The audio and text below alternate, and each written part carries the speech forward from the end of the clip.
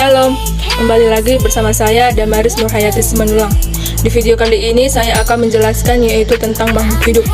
Dalam video kali ini kita akan membahas 3 topik, yaitu 1. Asal mula makhluk hidup, 2. Ciri-ciri makhluk hidup, dan yang ketiga, organisasi kehidupan. Dalam topik yang pertama yaitu asal mula makhluk hidup. Terdapat di topik kali ini terdapat 5 teori, yaitu teori abiogenesis, teori biogenesis, teori penciptaan, teori evolusi kimia, dan teori panspermia. Di mana teori abiogenesis itu di mana makhluk hidup ada karena benda mati dan semuanya muncul secara spontan. Yang kedua yaitu teori biogenesis di mana para ilmuwan tidak percaya terhadap teori ini tanpa ada pembuktian secara ilmiah. Yang ketiga yaitu tentang teori evolusi kimia, bahwa terbentuknya makhluk hidup itu tidak tergantung seperti yang dilakukan oleh teori abiogenesis dan teori biogenesis. Yang keempat yaitu teori panspermia, di mana teori ini bertentangan dengan teori abiogenesis dan berpendapat bahwa segala kehidupan kita itu bersumber dari benih-benih kehidupan yang ada di luar angkasa.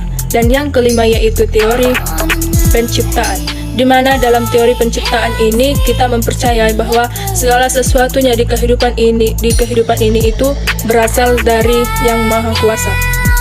Nah, dalam topik yang kedua yaitu ciri-ciri makhluk hidup. Ciri-ciri makhluk hidup itu ada 3, yaitu manusia, tumbuhan, dan hewan. Makhluk hidup itu dibedakan menjadi 2, yaitu makhluk hidup dan makhluk tidak hidup. Nah, yang pertama yaitu makhluk hidup. Makhluk hidup itu ada yang namanya dapat bertumbuh, dapat berkembang biak, dapat menerima rangsangan, perlu makanan, perlu minuman, dan dapat mengeluarkan zat-zat sisa. Sedangkan makhluk hidup tidak hidup itu kebalikan dari makhluk hidup. Misalnya tadi yang makhluk hidup itu dapat menerima rangsangan, dapat bertumbuh, perlu minuman, perlu makanan. Nah, kalau di makhluk tidak hidup itu semuanya itu tidak dimiliki. Tidak memiliki makanan, tidak memiliki minuman, dan lain-lain sebagainya. Nah, yang topik yang terakhir yaitu tentang organisasi kehidupan. Makhluk hidup dibedakan menjadi 4 bagian, yaitu sel, jaringan, organ, dan sistem organ. Di mana sel merupakan unit terkecil pada makhluk hidup, sedangkan jaringan adalah sekumpulan sel yang memiliki bentuk dan fungsi yang sama.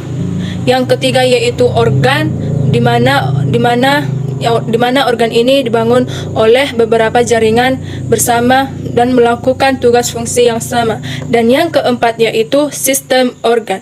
Organ tubuh makhluk hidup itu tidak bekerja secara sendiri-sendiri, tetapi saling bergantungan dan saling berpengaruh dengan yang lain.